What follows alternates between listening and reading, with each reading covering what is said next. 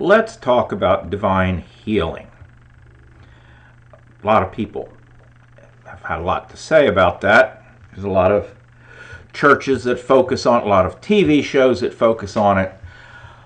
I want to talk about healing and by God, which is real, and God does heal us at times physically, miraculously, and also emotionally, spiritually, and so on.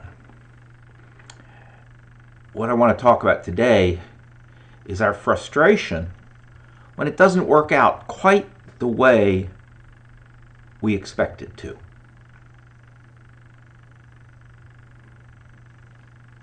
So we'll go to the scriptures in Mark to look at this. This is one of a series which I'm making sporadically on healing, divine healing in the Bible, and they'll come out as they come out. In Mark chapter 8, starting in verse 22, and they came to Bethsaida, and some people brought a blind man and begged Jesus to touch him. He took the blind man by the hand and led him outside the village. When he had spit on the man's eyes and put his hands on him, Jesus asked, "Do you see anything?" He looked up and said, "I see people. They look like trees walking around." Once more, Jesus put his hands on the man's eyes. Then his eyes were opened, his sight was restored, and he saw everything clearly.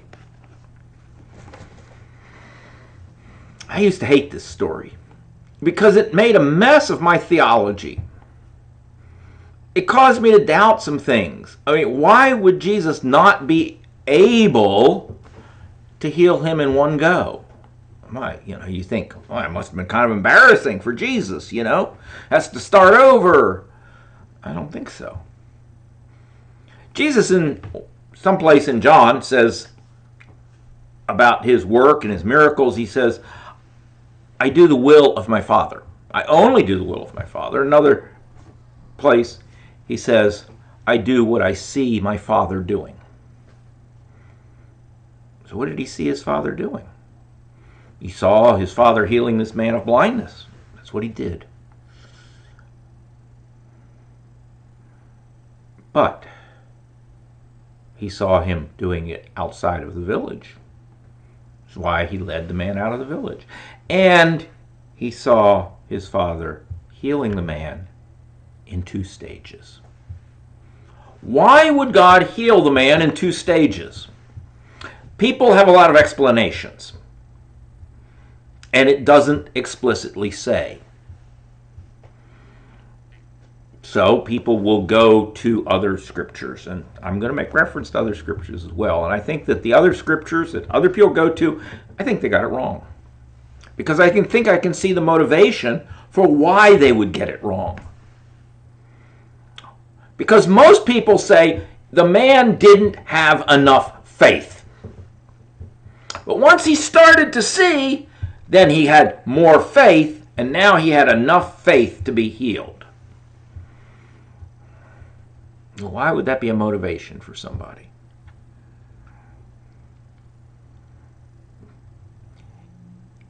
If you have a ministry, whether in a church, or on TV, or on YouTube, whatever, that is based on these miraculous healings that God keeps doing, it's not about me, it's about God, that he keeps doing through me, or at our church, it's kind of embarrassing the times when the people don't get up out of the wheelchair now, isn't it? So there has to be a reason for it. They've got hidden sin. Well, see, that doesn't work in this case because there was no hidden sin that suddenly got confessed and came out here. So you've got to use the other one. That person didn't have enough faith. If they had had enough faith, they'd have been healed. Now, this is a huge problem because there will be people who come to the ministry who are sincere believers in Jesus Christ, who want to put their whole trust in the promises of God, and then you tell them, well, you just didn't get healed because you didn't have enough faith. And then you go, well, how much faith do you need? God must require a degree of faith that I cannot have. I'll give up on the whole thing. Woe unto anyone who causes one of these little ones to stumble. So why would it take 2 goes for Jesus to heal this man? And I think it's so that we would know that on this occasion it took 2 goes for this man to receive his sight fully. Why would we need to know that? So that we would know that God can heal somebody in whatever timing, in whatever way, in whatever stages that He chooses. And why is that? Because He is sovereign. The sovereign God gets to make His sovereign decisions as He pleases, not according to some theology that we have. All these theologies that restrict God. And sometimes in our life, when we hope for God to heal something, like Paul, 3 times he begged God to heal his thorn in the flesh. God said, no. And sometimes the emotional struggles we're going through, we wonder why we have strange thoughts in our head and God hasn't healed us of these strange thoughts. He doesn't tell us why. He simply chooses to do it this way. But He does make promises that we can trust. He promises that He will bring us through to the end.